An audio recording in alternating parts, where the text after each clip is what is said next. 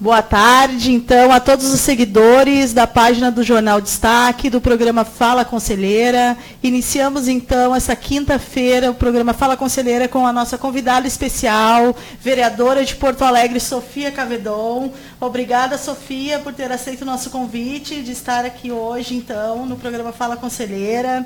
Sofia Cavedon, então, no seu quinto mandato enquanto vereadora, já tem aí nos deixando aí um legado ao longo desses anos de muitas conquistas em Porto Alegre.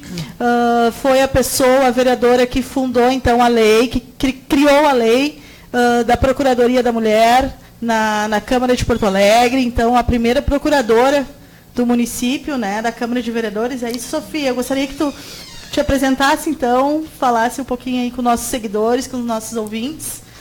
Que bacana.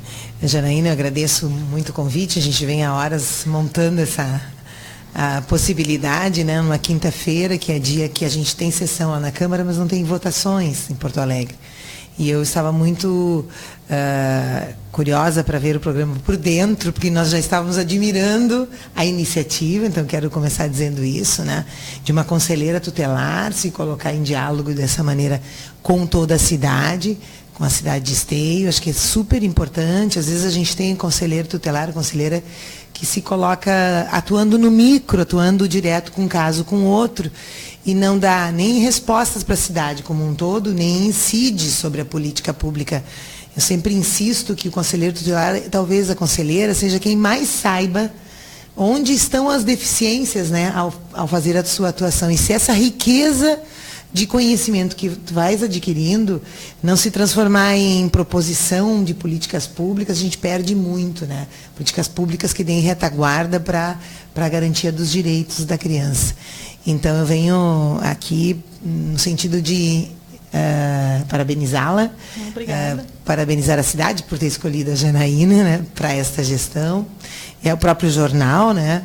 55 anos. 52 anos. 52 anos de jornal, quase a idade da cidade. E isso é uma tarefa heróica. E, bom, eu venho muito do trabalho, claro, da educação, dos direitos da criança, do tema de gênero, da mulher, dos direitos da mulher, das garantias, né, da integridade física e emocional da mulher e dos direitos iguais aos homens. Acho que destas caminhadas, da cultura também, em especial, é que vem e tem a marca meus 5 mandatos de vereadora, agora no 5º mandato, aqui na nossa capital. Mas, com certeza, muito a aprender com vocês, né? Que legal. Sofia, quando tu te refere assim, à bagagem que um conselheiro tutelar traz, né, e que pode incidir na política pública para a criança e adolescente, com certeza é uma da tarefa de um conselho tutelar, e isso traz, o próprio ECA nos traz isso, né? A nossa participação na construção de políticas públicas e orçamentárias, né, para nossas crianças e adolescentes. E nós, aqui no nosso colegiado, a gente faz um trabalho muito assíduo dentro das comunidades. A gente tem uma demanda muito grande mesmo, e toda essa demanda a gente transformou em estatística. A gente tem uma estatística semestral, onde a gente aponta por regiões, por violação, número a número, de todos os atendimentos. Então, a nossa primeira estatística, nós já entregamos, né, aos nossos gestores, ao prefeito, à Câmara de Vereadores, à Secretaria de Assistência, que é a secretaria a qual nós estamos vinculados enquanto Conselho Tutelar. Já entregamos, já apresentamos, né, um documento público. Sim. Já estamos finalizando a estatística atual. Então, a gente tem esses dados, né, a gente sabe qual é a realidade da nossa criança e adolescente no município de Esteio. Ah, que bacana isso, hein? Eu sabia que eu ia aprender coisas aqui, né? Já vou levar essa ideia para transformá-la quiçá em lei, né? Eu contava para a Janaína, o dia de ontem, nós, durante a tarde, estávamos lidando com a situação de um conselho tutelar. uma equipe, né? Nós temos 8, nós já temos 10 em Porto Alegre, 10 equipes de conselheiros tutelares, porque a cidade, 1.400.000 pessoas, né? Mas o Conselho Tutelar do Centro, Micro 8, que nós chamamos, há 15, 17 dias sem luz. E aí assaltado. Imagina, sem condições de trabalho nenhuma, né? Então, isto é uma questão, mas a outra, que é essa questão de ter uma radiografia, porque a demanda que chega para vocês, ela é uma demanda muito significativa, né? Porque quem chega no Conselho Tutelar, ou é por uma denúncia que vocês vão abordar, ou por uma situação extrema, de que outros órgãos todos já não atenderam. Portas fechadas na educação, portas fechadas na saúde. Então, esta estatística, né, deve ser interessantíssima para o planejamento das ações sociais da cidade, né? Então, vocês estão de parabéns. Eu acho que é obrigação... É isso que a gente espera. Que os governos escutem, né? Que utilizem para replanejar a política. É uma grande ferramenta, né? Real. Claro. E que a partir das vidas reais. Precisa ser olhada e pensado a partir desses números, né? As políticas efetivas, né? Ainda mais agora, né? Porque a gente viveu esse ano a votação do teto para as políticas públicas no Congresso Nacional. Eu acho que esse também, quando falo da responsabilidade dos conselheiros tutelares não são apartidários, cada um tem o seu partido, enfim. Então, isso não é uma questão de luta política, mas é uma questão de luta social, né? Um país decidir e o país não decidiu, quem decidiu foram os congressistas, decidiram contra a vontade do país, eu tenho certeza, porque se perguntassem, congelar por 20 anos os recursos a serem aplicados nas áreas sociais, na área da educação, da saúde, da assistência, da cultura, é condenar o país a voltar à miséria, né? Porque, e também rasgar todos os planos que planejamentos que o país fez, né? Na área da educação, eu quero te fazer esse comentário porque eu queria te perguntar sobre o tema da educação. Na educação, nós participamos de conferências nacionais de educação, tu lembras bem, né? Aqui em Esteio, eu participei, inclusive, em alguma etapa. Chegou a Silvelen. Oi, Silvelen. Oi, Silvelen.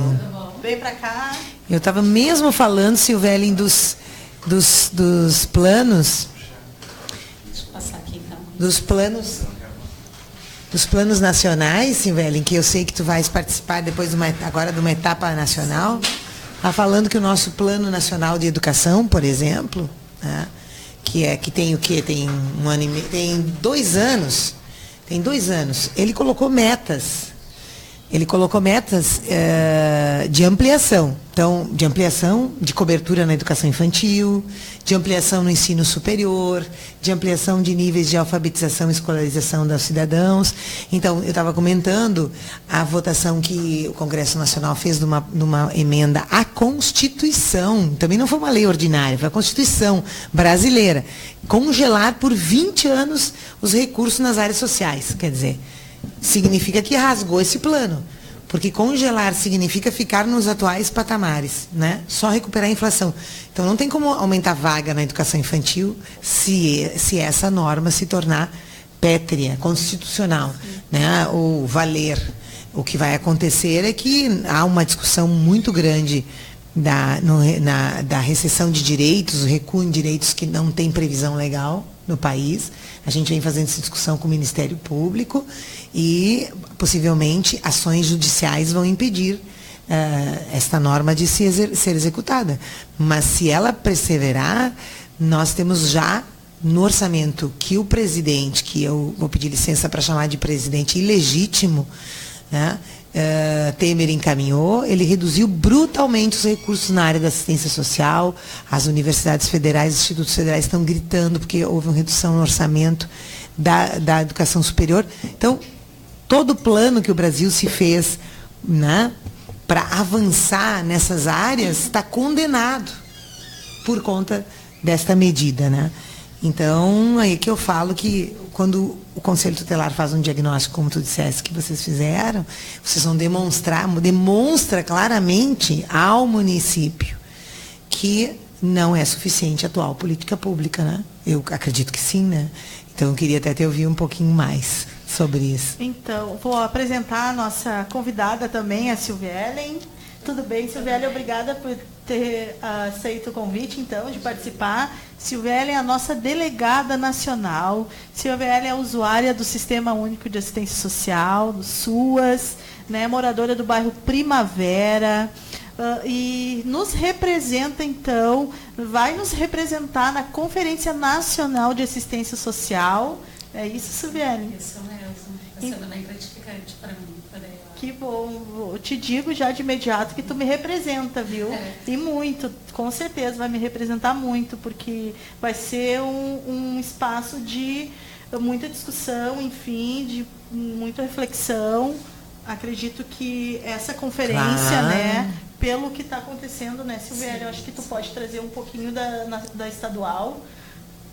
Qual foi o debate lá, né, quando tu participou, porque a gente sabe que aqui em Esteio eu participei, né, nós duas, sim, né, participamos e foi acirrado o debate por conta, né, de toda a situação que vem acontecendo no país, né, e eu sei que lá na Nacional vai ser, então, esse debate vai ser mais ainda, né. Mais, porque ali na estadual já foi bem acirrado os debates, o pessoal, a situação moradores de rua, o pessoal de Porto Alegre também, muito, as situações do CRAS que estão para fechar lá, né, fecharam. Então, assim, lá vai ser muito mais isso, né, os debates vão ser bem...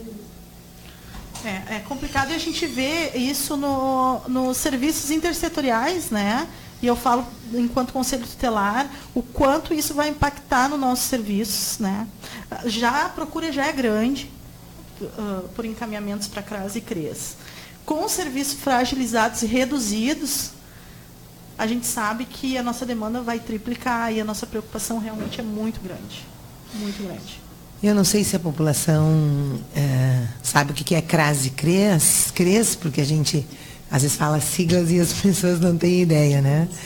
Mas são os centros de referência da assistência social e ali estão as assistentes sociais, a maioria é mulheres, a gente fala os, né? Claro que tem homens também. Na minha turma só tem um. Eu sou estudante de serviço social agora, né? Me formei em enfermagem e já iniciei serviço social. E na minha turma de 2 alunos, somente um. Só um. Né? Então, as assistentes sociais são equipes multidisciplinares, né, estagiários da área. Enfim, lá em Porto Alegre está desmantelado, né? Tu deves ter ouvido a manifestação no encontro estadual, situação moradores rua, e não é um tema que é de Porto Alegre só, da capital. A gente tem muitos moradores que são aqui, vieram de Esteio, de Sapucaí, vêm da região metropolitana para lá, vão procurar uma forma de sobreviver nas ruas e vice-versa, né? Então, nós, com uma precarização brutal que nós estamos vivendo em Porto Alegre, de contratos que foram descontinuados, nós já vínhamos com os outros governos, porque esse é o primeiro ano de um novo governo, aqui também, né? Com os outros governos, nós já vínhamos acusando e tensionando muito, porque havia terceirização absoluta da assistência social. Sim, poucos trabalhadores da rede própria, servidores nomeados, e depois tudo contratos. Então, o abrigo de jovens e adultos é assim, 5 contratos. Um contrato para educadores, outro contrato para limpeza, impressionante, outro para segurança, outro para manutenção, outro para alimentação. E pense em uma casa, né, de meninos e meninas que já viveram perdas grandes, jovens, adolescentes, sei lá, em conflito com a lei. Daí tem uma fragmentação dessa, quem faz vínculos, quem, sabe? Então, isso é um exemplo no núcleozinho, né?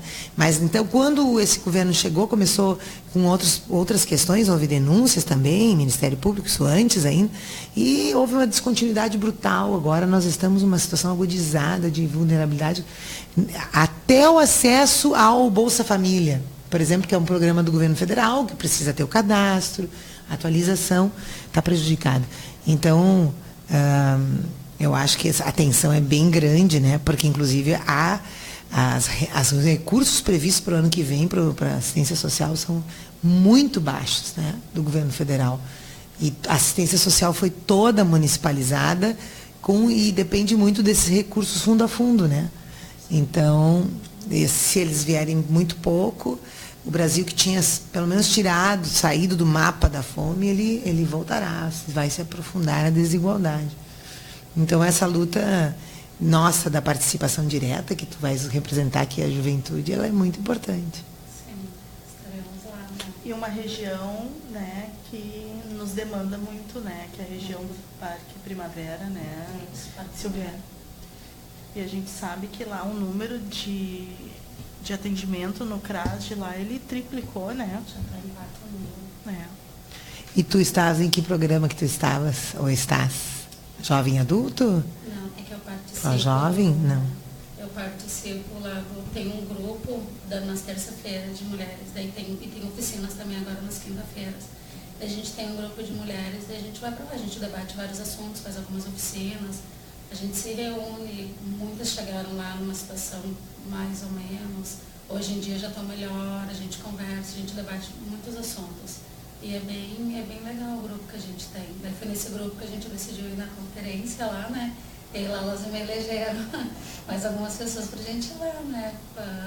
Tá representando, porque como eu sou da sociedade, que estou ali, vivencio tudo aquilo, então, para a gente poder ir lá, tá representando e conseguimos, né? Vou estar lá, vou representar elas, vou representar você, vou representar todo mundo. Vou te dar uma sugestão, pede para... representante da cidade, da né? cidade. Tu vai estar representando o nosso município, né? Te dar uma sugestão que tu pegues o diagnóstico que o Conselho Tutelar daqui fez, né?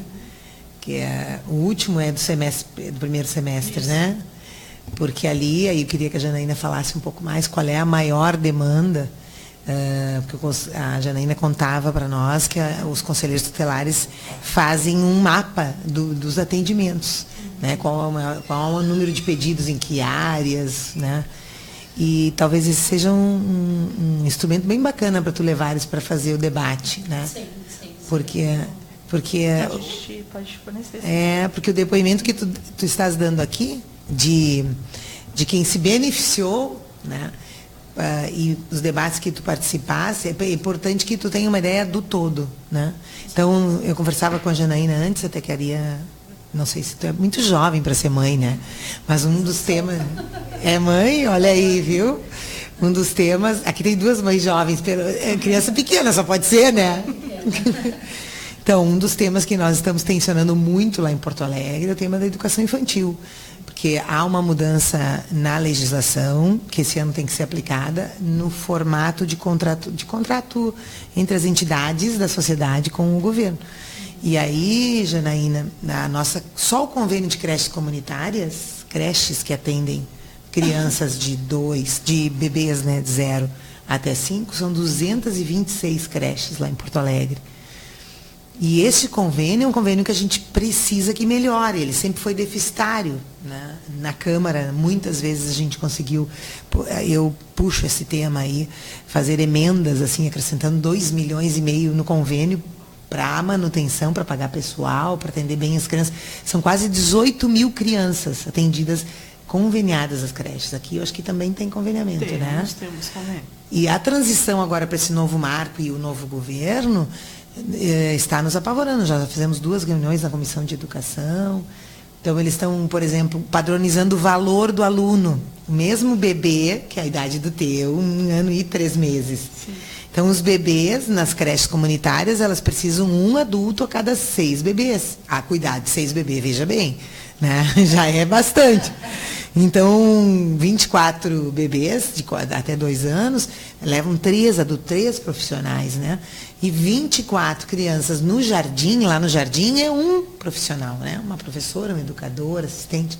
Então, o custo do berçário é muito mais alto. E nós, quando nós fomos governo, nós colocamos um plus, um valor a mais para cada turma de berçário. E agora eles estão terminando, padronizando. Vai ficar o mesmo valor. Como?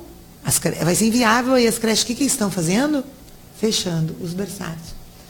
E não é possível retroceder em vagas na educação infantil. O cobertor não pode ser puxado para cá e eu fecho o berçário para atender lá no maternal ou lá no jardim, né? Por quê? Porque nós temos demanda, nós temos criança cuidando de criança, né? Os bebês são cuidados pelos irmãos mais velhos. Irmãos assim, com 10, 12 meninas, normalmente. Inclusive as mulheres, né? Acabam assumindo os manos, os maninhos. E essa era uma realidade anterior à educação infantil se tornar, né? Essa área da assistência social, que era assistência social e saúde, se tornar educação. Então, a educação infantil, a partir, inclusive, dos 4 anos... Não, toda a educação infantil está no Fundeb, né, no Fundo de Educação Básica, mas mesmo assim é responsabilidade dos governos, né, em não priorizar essas faixas etárias, ela precisa ser combatida. Então, eu não sei como é que é aqui o atendimento, educação infantil, se teu filho está numa creche. A minha menina já está na escola, né, ela já está com 7, ela já é grandinha. Ela estuda lá no bairro mesmo? No Caique. No Caique. No tempo dela. Que a situação dali também é bem complicada, né? Do Caique ali. O território onde a Silvia Ellen reside é um dos territórios onde mais incide violação de direito contra criança e adolescente. Né? Pela nossa estatística, é o território onde, né, a gente está pensando aí, já apresentamos a nossa estatística para ser pensada, né? E a conhecimento ter público políticas aí, para dar resposta. porque realmente é a região onde mais ocorrem violações de direitos de criança e adolescente, e a região como toda é uma região com alto índice de violência. Infelizmente. Eu vou fazer uma intervenção porque tem algumas pessoas nos acompanhando e deixando alguns comentários aqui. A Camila Rosa, a Ana Maria Ana Maria Sanches Cardoso está assistindo, Simone Luz, a Camila Rosa acompanha o programa todas as quintas, sempre com ótimos temas. Forte abraço a vocês. Camila Rosa, do CRAS-CEL, técnica do CRAS-CEL. Que bacana. Rosa. Deixa um abraço, então, Camila. Para todas aqui. A Grazi de David, a Grazi é do CISM, do sindicato do município. Jana, seu programa cada quinta está melhor. Obrigada, Grazi, obrigada pela audiência. Andréia Forte está assistindo. Grazi, obrigada pela audiência. Então, sigamos.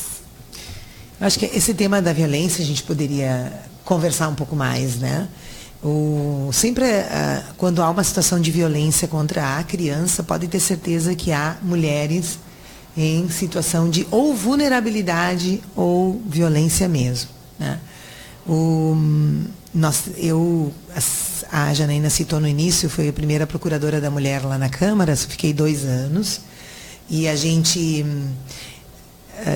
criou a legislação, a lei, a procuradoria, para que a Câmara Municipal se preocupasse com o fortalecimento das mulheres na política, que são pouquíssimas, mas muito com a execução das leis, porque leis tem bastante nesse tema da violência, né? Já tem a Lei Maria da Penha, uma lei muito importante, forte, tem toda a legislação, o Estatuto da Criança e do Adolescente, né? Mas não há, na verdade, ainda uma efetividade, e eu me dediquei muito à discussão violência contra a mulher e contra crianças versus educação. Porque, assim, não vamos resolver o tema da violência só com repressão. É preciso ter repressão, é preciso ter investigação, é preciso ter ocupação de território, né? Porque muitas vezes fica só a escola lá aberta no território, o posto de saúde, e deu, às vezes o CRAS nem está, né? E fora isso não tem Estado. E aí, bom, a lei é a lei da selva, né? Para simplificar. E a escola fica sobrecarregada, né? Fica tudo com a escola, né? E então tem que ter Tem que haver ação policial, articulada, enfim, mas tem que haver uma alteração nas perspectivas, tanto de formação das pessoas, né, dos meninos e meninas, ou seja, nós precisamos construir homens e mulheres democráticos, homens e mulheres que não têm preconceito, que não sejam machistas, porque a gente aprende a ser, tudo é aprendido, né? O preconceito, a homofobia, né? Enfim, o deboche, o bullying com quem é gay, lésbico, negros e negras, tudo isso é aprendido, é reproduzido pela sociedade. Então, se é aprendido, nós podemos aprender outras coisas, né?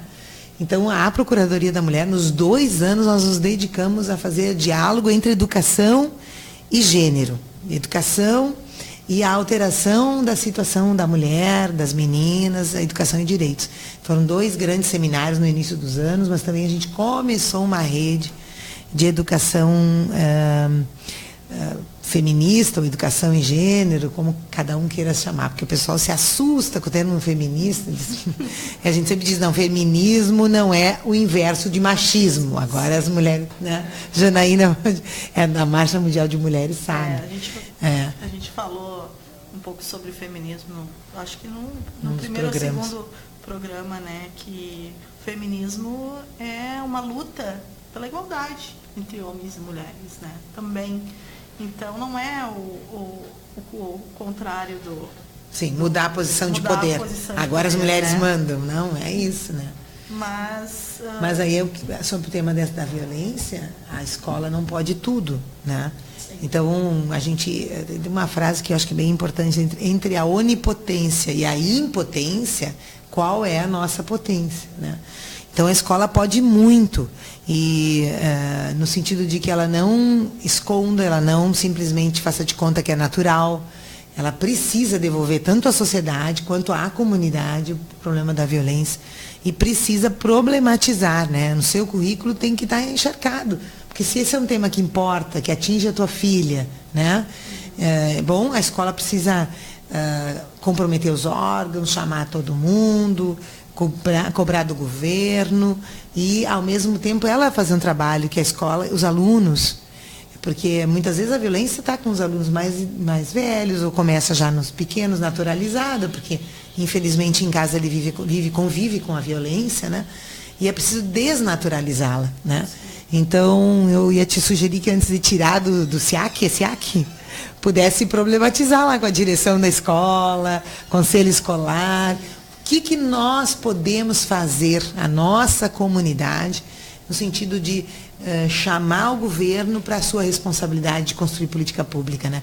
E já alterar na escola, né? A escola alterar as relações, se espantar com cada ato de violência, porque é assim, é só produzindo homens e mulheres democráticas que nós vamos ter um mundo melhor. Vou responder, na verdade, vou reproduzir aqui uma pergunta que está na rede. Sofia, desculpa te atrapalhar, mas é bem importante, né? E tem a ver aí com a educação, que é o que tu está abordando. Ivone Matos Soares, quero saber com quem vai ficar minha neta, que está em turno integral, com 4 anos, e no ano que vem ela perdeu meio turno.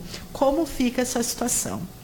Ivone, é uma demanda que nos preocupa enquanto Conselho Tutelar, é uma demanda que está chegando para nós, né? Não, tua neta, tu me traz agora, né?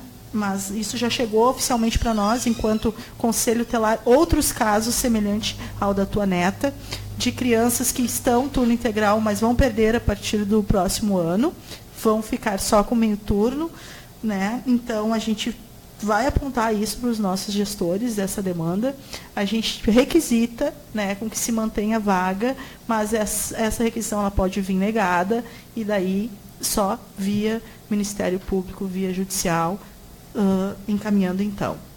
Mas a gente vai, sim, puxar essa discussão com os nossos gestores, porque esse é um problema que está colocado também no nosso município, né? Não. Posso dar um exemplo. Lá em Porto Alegre, agora, o prefeito ia fechar uma escola infantil, Pica-Pau Amarelo, as turmas integrais, de turno integral. Não dá, porque o prédio é um prédio anexo, usou umas desculpas de ilegalidade. E nós compramos a briga. Compramos a briga junto com as mães. Eu quero sugerir para a avó, como é que é o nome da avó? A Ivone, dona Ivone.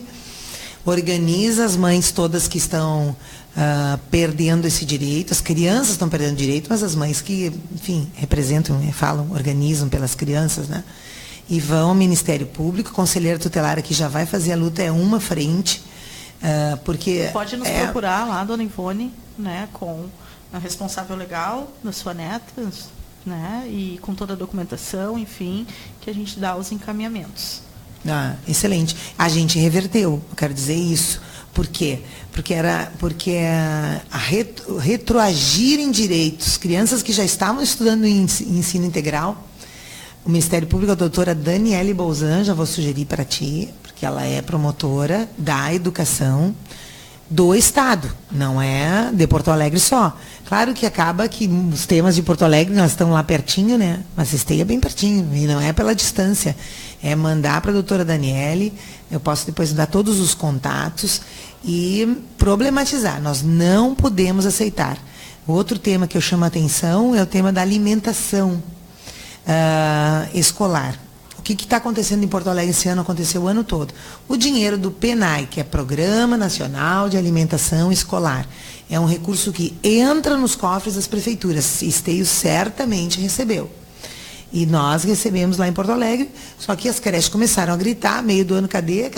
Não receberam nada, não chegou nas instituições de educação infantil. Assim como o Brasil Carinhoso, o ex-Brasil Carinhoso, que agora tem um outro nome, que também manda recursos. E, então, esses temas, se a gente não vigia, os governos não priorizam. É uma irresponsabilidade sem tamanho. E na educação infantil, quero dizer para a dona Ivone, todos que estão aqui acompanhando o programa, engraçado, eu perguntava para a Janaína, as pessoas não fazem demandas específicas e hoje aconteceu, Janaína. Hoje aconteceu. E acho que é bem importante, porque é exemplar, né? Na educação infantil, eu falava dos planos de educação, Silvia Ellen. Os planos de educação exigem ampliação da educação, o Plano Nacional de Educação. O Tribunal de Contas do Estado vem fazendo todo ano uma radiografia da educação infantil no Estado do Rio Grande do Sul. E quando acontece um caso específico, como Porto Alegre, que estava problemático demais os convênios, e a gente foi lá e denunciou, eu como vereadora denunciei, ele fez uma radiografia específica de Porto Alegre. E os prefeitos anteriores a este, que assumiu esse ano, foram recebendo multa por não cumprir o plano, as metas do Plano Nacional da Educação para a Educação Infantil. Que agora, eu não lembro os percentuais, mas a gente é só buscar lá. Então, tem assim, ano a ano tem um percentual para crescer e não para diminuir, quero dizer para vocês. E, inclusive, o turno integral. O turno integral, ele tem previsão de crescimento. Então, Tribunal de Contas, Ministério Público de Contas também, se não adiantar, mas tem que abrir todos os caminhos juntos. Denunciem. Se há uma política aqui de redução do turno integral para meio turno, representem, denunciem, porque é contra toda a legislação e contra o direito que está previsto na legislação. Então, tem como reverter. Nós revertemos no caso da Pica-Pau, essa escola infantil. E a tua menina está com 7 anos, né? Também ontem recebemos que essa também está sendo uma política do governo do Estado, de fechar escolas pequenas, né? Então, nós temos uma escola que chama Luciana de Abreu, na antiga de Porto Alegre, e a diretora ficou sabendo pelos pais, na última semana de inscrição, que a Luciana de Abreu não estava ali no sistema como uma opção. A SEDUC, o governo Sartori, fechou direto a turma de 6 anos. Não vai ter. A Luciana de Abreu não vai ter. Para ir já fechando, sem discussão com a comunidade. E é muito desrespeito, porque os governos estão aí para dialogar, para representar a sociedade, dialogar com ela, não para fazerem o que derem na sua cabeça, na sua suposta autoridade. Ninguém pode, nos tempos democráticos, decidir por si em relação à vida das pessoas, eles têm que consultá-las. E aí, Silviele, qual é a expectativa, como é que foi? Gostaria que tu desse assim, um relato de como é que foi a participação lá na conferência estadual, qual é a expectativa, então como é que está organizado para nós. Quando é? Dia 5. Tá perto? Está pertinho já. Terça-feira tu embarca. Já embarco. São seu horário ainda. Se não me passar, mas terça-feira já embarco. A expectativa é bem grande. Quero debater muitas coisas lá. Espero conseguir. né? Estou trabalhando para isso, estou lendo bastante coisas, estou trazendo bastante para mim ter um conhecimento para mim não chegar lá a nada, né? E eu estou com a expectativa bem grande, espero que tudo aquilo que eu esteja planejando consiga fluir, né?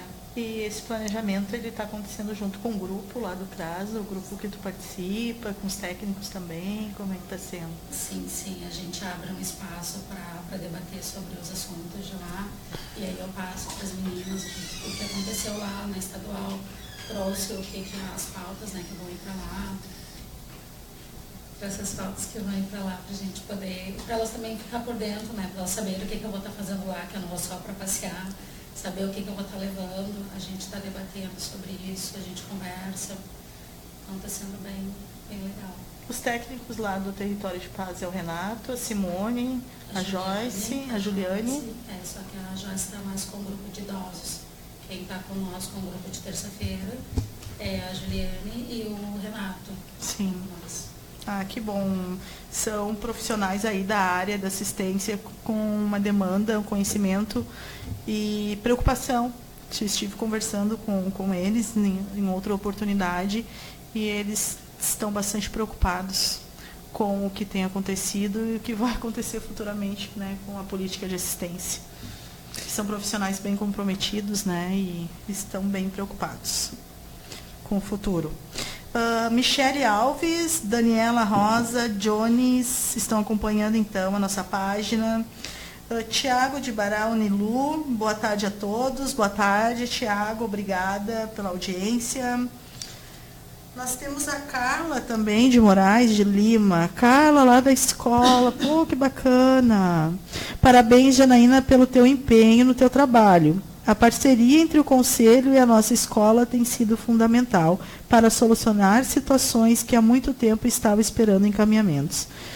Carla, obrigada. E te digo que o Conselho Tutelar está sempre à disposição aí de todas as escolas, porque, né, para atuar dentro do que também diz respeito ao Conselho Tutelar, né, nas demandas específicas para o Conselho Tutelar. E a gente sabe que aí na tua escola nos demandam bastante, estamos aí, né, nós duas, eu e tu, né, Carla, dialogando sobre um caso específico e com certeza a gente vai conseguir, com êxito, resolver a situação.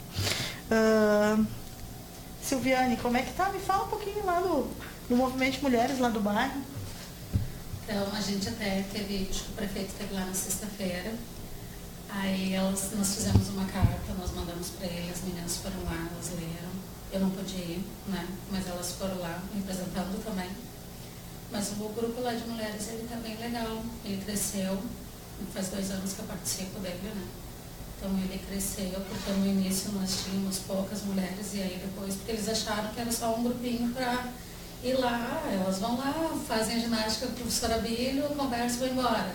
Né? E a gente não é só isso, a gente fala de vários assuntos, debate sobre política, para a gente ficar por dentro também dos assuntos que andam acontecendo, né? Tanto na nossa cidade quanto em outras cidades, para a gente ficar por dentro das coisas que andam acontecendo, porque é uma política nossa também, né? Faz parte da gente e a gente tem que estar por dentro dos assuntos, porque se a gente não tiver, a gente não vai ter como reivindicar os nossos direitos. Isso aí. Se a gente não ficar sabendo do que anda acontecendo. Então, e também, mesmo quem não participa, a gente pode passar para as pessoas. Eu soube disso, eu sei disso. A gente deixa também as pessoas informadas do que está acontecendo, principalmente dentro da nossa cidade, que a gente sabe que não é uma cidade que está numa situação também das melhores. Então, a gente faz esse grupo para ter esse movimento também, né? Que legal, que bom. Fico bem feliz, assim, em saber e acompanhar o grupo lá e que cada vez vocês estão mais fortalecidas, participando mais, inserindo mais dentro da comunidade, né, mobilizando. Eu fico muito feliz mesmo. Acompanho vocês direto, né? Sempre que posso estou lá na comunidade com elas. Então, tem um nome esse grupo?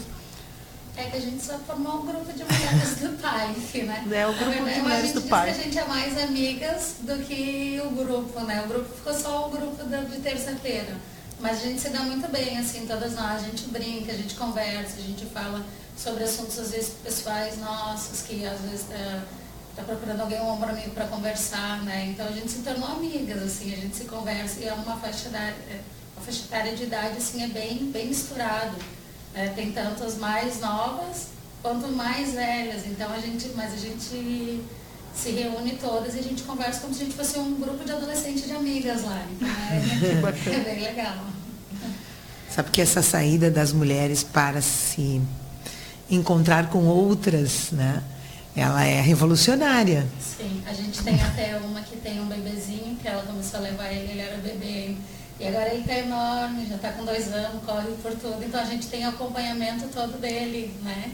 E pretendemos ainda ter o acompanhamento dele, tá? É bem gratificante. Bacana, bacana. É porque o fato das mulheres serem historicamente designadas para dentro de casa, né? Para as tarefas de reprodução da vida, tirou, assim, eu falo isso secularmente, tirou as mulheres do espaço público, né? Então a gente chama de sexismo, as mulheres para o espaço privado, os homens para o espaço público. Por isso que nós, por exemplo, em Porto Alegre somos 36 vereadores e vereadoras, e somos 4 mulheres só. Quer dizer, 4 de 36, né? Então tem que começar assim, né? Eu me apropriar da política do bairro, nós nos fortalecermos mutuamente, enquanto mulheres, porque a gente não alterou ainda a sociedade. E, às vezes, a maioria dos lares ainda as mulheres fazem tudo mesmo, tendo se emancipado, mesmo sendo conselheiras tutelares, enfim, assistentes sociais, ou economistas, a maioria delas chega em casa e organiza a casa, e quem pode ter uma funcionária, tem uma funcionária que é mulher, que há pouco tempo as empregadas domésticas têm carteira assinada, há muito pouco tempo, né? E nem todas ainda têm, né? A legislação obrigou agora há pouco tempo. Então, romper com esse circuito, que é um circuito que nos tira do conhecimento, tu falasse, é importante eu ficar conhecendo, né? Viu o que aconteceu? Tu agora vais a Brasília, né? Então, é um processo de encorajamento de participação no espaço público, né? Até para a gente se dar conta, né? De empoderamento. Até para a gente se dar conta que, às vezes, o que tu está vivendo é violência, o que tu está vivendo é opressor, porque a pessoa até não se dá conta, e ela vai se dar conta no diálogo, no conhecimento das leis, né? E acho que esse movimento é super importante, né? Super, porque a sociedade... não é um problema das mulheres, é um problema de todos, né? É um problema de todos. Uma sociedade em que ainda há tantos feminicídios... assassinato de mulher só por ser mulher, né? Ela demonstra que os homens também não cresceram, né? Eles têm uma dependência, eles têm uma desigualdade de relações, que é uma desigualdade onde eles são mais poderosos, podem mais e submetem o outro, mas ao mesmo tempo, se eles têm que matar quando a outra diverge, não quer mais, é porque eles também não têm um suporte, não são pessoas livres, não são pessoas felizes, né? São pessoas dependentes. Muitos matam e se matam. Então, o problema da violência contra a mulher é um problema da sociedade, um problema dos homens e das mulheres, né? Mas se as mulheres não tiverem espaço público, isso não vem à tona, isso não tem alternativas para mudança, as mulheres não se empoderam. Então, parabéns para o grupo de mulheres do PAIF. PAIF Primavera. Território de Paz. Território de Paz. E aquela comunidade tem vários ativistas também, né? Agora, na semana anterior, passou por aqui o Alex Nero, que muito ativo na comunidade e que participou aí do movimento popular pela redução da passagem e conseguiram, né? A juíza foi favorável ao movimento popular para a redução da passagem de 13,45, 13,50 para 13,5, né? Baixou 45 centavos. Então, que vitória! Foi uma grande vitória para o movimento popular, né? E bacana. Bem bacana. E o Alex também é daquela comunidade lá do TP, do Território de Paz, mora lá no Boqueirão, né? Minha Casa Minha Vida, no residencial lá. Que bacana. Esse empoderamento popular, né? Empoderamento Quem popular. diz que a gente tem que deixar que os técnicos e o prefeito, sei lá, definam a passagem, né? Porque a passagem define a nossa vida muitas vezes, né? Poder ir ou não. Somos nós, né? Exato. Como que eles vão resolver um problema que é nosso, que é a gente que vai usar. Para eles não vai fazer tanta diferença. Exato. Não. Exato. Isso aí é a reivindicação do nosso direito de decidir sobre a nossa vida. Que bacana que teve sucesso aqui, eu não sabia disso. Sim. Nós tivemos algumas vitórias em Porto Alegre. Agora, no meio do ano, o prefeito Marquesan, ele suspendeu por decreto a segunda passagem gratuita. Que para Porto Alegre é fundamental, acredito que para Esteio também, não sei se tem ainda.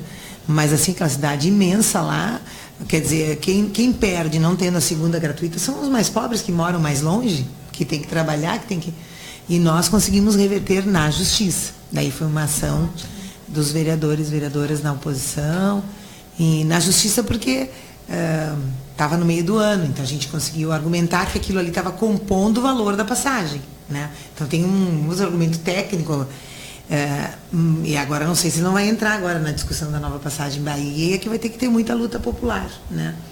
Porque esse foi um direito conquistado fundamental para as pessoas conseguirem ir ao trabalho, ir estudar, e que, infelizmente, os gestores de uma lógica de Estado mínimo, só para entregar serviço público para negócios, que é o que nós temos lá em Porto Alegre, lamentavelmente, né, e que está brigando com a cidade inteira, com todos, não vê assim, não vê que ele tem que estar ali para garantir direitos. Para que serve um gestor? Para que as pessoas elegem? Para fazer o máximo que puderem para todo mundo ter uma vida feliz e digna, né? Não é para estar ali para fazer negócio. Fazer os negócios funcionarem bem, né? Negócios é para a empresa privada que quer vender, né? O tema do parcelamento a gente já comprovou e provou, parcelamento salarial também, que nós temos clareza que, eu falo aqui em Esteio porque aqui os profissionais que trabalham no governo do estado, todos estão vivendo isso, né? Nós estamos greve dos professores. Eu sei que tem militantes valorosos, professoras de Esteio, ainda em greve, uma greve de 60 dias, né? E que, às vezes, é difícil a sociedade compreender, mas não ter nenhum reajuste salarial, ter parcelamento, ter projetos atingindo a carreira, é o fim. Aí, mas é um problema da corporação. Não, é um problema da cidade e do estado. As pessoas não estão comprando mais. Então já diminuiu muito as vendas no comércio, já diminuiu os serviços, né? Hotéis, bares, restaurantes, porque as pessoas não estão gastando, porque não tem para gastar e também não tem previsão, projeção. E então tudo, né? A Feira do Livro de Porto Alegre, que você sabe que sempre é uma feira maravilhosa, ela teve uma redução do ano passado para o ano anterior de 19%, agora de 14% nas vendas. Porque é um ciclo vicioso. Se você retira o dinheiro do Estado da circulação, porque tem uma lógica que é entregar tudo para o privado ele lucra, no caso da empresa de ônibus. O lucro vai para o bolso dos donos, para os acionistas. No caso de uma empresa pública, do serviço público, o lucro volta para o investimento público. Não existe lucro, né? Então é muito importante que a gente possa preservar, né? Então tem aí um grupo de gestores, infelizmente, tem um alinhamento, né, que tem uma outra visão, acha que os negócios privados são os que dão certos, para a garantia de direitos não são, né? Porque se a gente precisa pagar pelos direitos, só vai acessar quem tem dinheiro, né? E os direitos têm que estar básicos da população, do ser humano, têm que estar garantidos pelo governo, ou seja, pelos impostos que todos nós pagamos. Exatamente a ideia do imposto é de redistribuir. Quem tem condição de pagar um imposto é para garantir num país profundamente desigual que quem não tem como pagar por questões básicas tenha garantido pelo dinheiro que é de todos nós, né? Por isso que é importantíssima mobilizações como essa. Sim. Né? Para se deixar alguns gestores que, infelizmente, dá zebra de serem eleitos, eles não têm essa visão, né? E não fazem um esforço para priorizar isto. É importante a participação popular e, né, esses movimentos e discussões em grupos, quanto mais espaços, né, discutindo e pensando e se apropriando, né, da real situação no momento, nos ajuda muito, né? A gente se fortalece, né? A gente consegue lutar pela garantia dos nossos direitos, né? Porque se a gente não se unificar e não se fortalecer enquanto lutadores de direitos, né, de garantia de direitos, a gente acaba muitas vezes retrocedendo, né? Claro, deixando para outros. Tem um tema que é muito importante, é o tema da marginalização da política, né? Então, essa ideia de que todos os políticos são corruptos, política não quero saber, tem muita gente que diz, eu não quero saber de política, ou não se fala, ou tem gente que diz assim, em futebol, sexo, política, não vamos falar porque nós vamos discutir. Mas aí isso aqui é exatamente aí que é o problema, né? A política é a vivência da polis, da cidade, né? E se a gente não fala, alguém vai fazer. Se a gente não faz, se a gente não presta atenção, se a gente não usa os direitos, alguém fará. E aí, esse alguém, será que vai representar o direito de todos? Né? Então, nós precisamos estar participando da política, de todas as instâncias, desde o conselho escolar lá da escola, até a Câmara Municipal, acompanhar nossos vereadores, no caso na cidade, né? Acompanhar pela, sei lá, aqui transmitem, né, as sessões da Câmara. Sim. Né? Então, se não pode ir na Câmara, acompanhe o seu deputado, acompanhe quem votou. Agora, por exemplo, a Câmara Federal, nossa, está votando questões fundamentais, por exemplo, a reforma trabalhista. Vocês sabem, cada um acompanhou, se o seu deputado votou para que agora tenha trabalho intermitente, não tem mais direitos, não tem mais proteção dos sindicatos, né? Não reduziu a possibilidade de garantia de 13º, de férias, porque se o teu trabalho tu pode ser contratado por períodos curtos, tu não tem mais essas garantias. Agora está previsto no dia que tu vai para Brasília, tu vai ver que a coisa vai ficar dia 5, né? 5 e 6 estão prevendo a votação da reforma da Previdência, né? Poxa, é a nossa aposentadoria. Vai ter moção, alguma coisa vai sair lá dessa conferência. Quer dizer, assim como a passagem que eles queriam botar 3,50, né? Será que nós concordamos que os deputados votem para a gente não conseguir quase nunca se aposentar? E aqui, claro, vocês conseguiram, o Movimento Popular conseguiu, mas nós temos que controlar lá também, porque eles são tão eleitos quanto o prefeito daqui. Então, abandonar a política é a pior coisa que nós podemos fazer, né? Nós precisamos exigir que o poder volte para o cidadão, que é o que diz a Constituição brasileira. Todo poder emana do povo, ele será exercido em seu nome, ou diretamente. Então, tinham que fazer, por exemplo, um plebiscito perguntando se vocês concordam em passar a idade de aposentadoria para tanto. Por quê? Porque a Constituição brasileira diz que o poder emana do povo, né? E a gente dizer que a política não é para mim, que é tudo corrupto, que eu não quero saber, é deixar a sorte da gente na mão dos outros. Né? Então, de novo, olha, o que tu vai fazer, Silvielen? Agora tu vai fazer a política diretamente. Tu vai para a semana que vem para Brasília participar de uma conferência da assistência social que o governo chamou, né? Então, governo que está reduzindo verbas da assistência social, vocês vão certamente votar lá contra isso, certamente vão levantar. Então, está fazendo política diretamente. Claro que depois tem que cobrar que eles, né, respeitem as decisões da conferência, né? Que aí é uma outra caminhada. Mas se não formos à conferência, não temos nem como cobrar que respeitem as decisões da conferência. Né? É uma cobrança que a gente faz de quase todas as nossas conferências, né? Não só municipal, a nível de estado, né? A gente sempre coloca em pauta, né? Bom, vamos respeitar as conferências, a gente reuniu, né? Mobilizamos, enfim, deliberamos, então vamos. Agora respeitem a vontade popular, né? Exatamente. A gente tem que estar sempre reafirmando, né? Sim. A gente está aí com audiência boa, bastante gente nos acompanhando, já estamos então se encaminhando para o final do nosso programa e dizer que mais uma quinta-feira grandiosa, né, com duas pessoas maravilhosas, duas mulheres aqui guerreiras que nos representam, Silvielen aí no Movimento de Mulheres, né, indo nos representar lá em Brasília na Conferência de Assistência Social, representando diretamente os usuários do Sistema Único de Assistência Social. Sofia Cavedon, vereadora de Porto Alegre, representante aí também de vários movimentos populares, né? A gente sabe que estamos tem juntos com eles, né? Uma boa representação, né, nos movimentos. Gostaria então, né, que vocês fizessem aí uma breve fala finalizando então o nosso programa. Silviele, deixo contigo a palavra. Sei que foi bem gratificante para mim estar aqui com vocês, me conhecendo também pessoalmente, Sofia. Celebrando a vitória do Grêmio, inclusive, aqui, né? Também, muito, né? Eu torço bastante, mas eu torço mais também pela nossa vitória, como todo ser humano, né? E foi muito bom estar aqui, Jana. Obrigada muito pelo convite.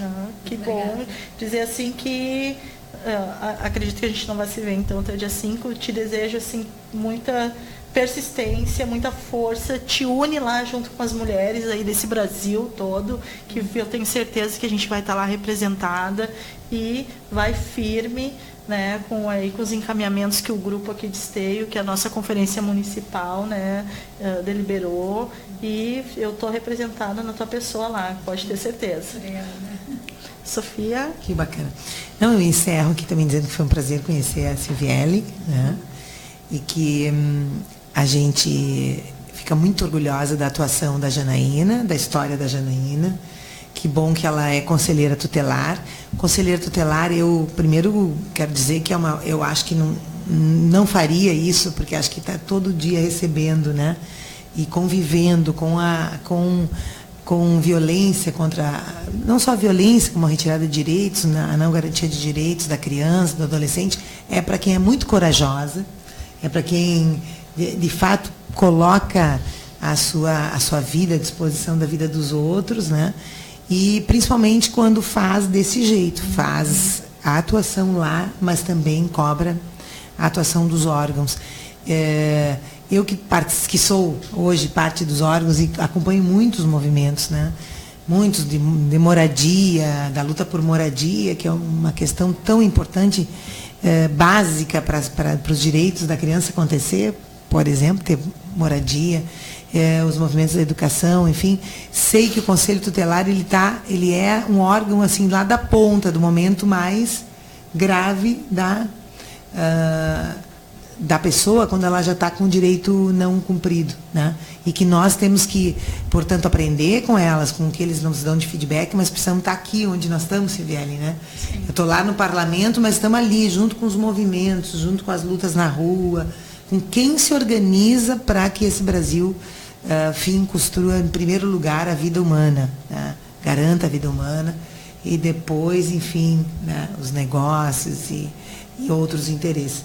Então, esta aliança em várias, vamos dizer, etapas, né, da luta por direitos nos une aqui, em especial mulheres. E eu fico muito feliz em mulheres empoderadas, e mulheres que representam outras mulheres e que vão abrindo caminho para que a gente chegue naquele mundo, né, o mundo da igualdade que a gente sonha.